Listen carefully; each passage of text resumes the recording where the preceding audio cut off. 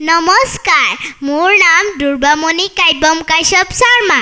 মই বিষ্ণুপ্ৰসাদ ৰাভাৰ দিৱস উপলক্ষে এটি কবিতা পাঠ কৰিবলৈ লৈছোঁ।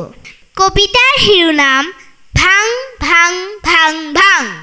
ভাং ভাং ভাং ভাং ভাং। লোহাৰ শিকলি ভাং কলি ভাং।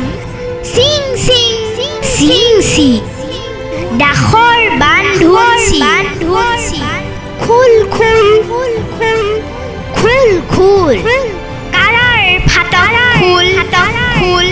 ভাং ভাং দুৱাৰৰ দাং শুন সৌৱা শুন শুন। ঘেৰিছে ৰণ বিখান মুক্ত আকাশে উৰে দীপ তৰঙালী চৰ।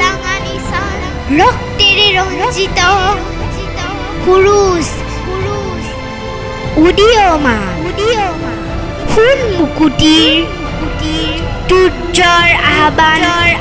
হালোৱা সজোৱা হেৰো মজদুৰ কিষাণ।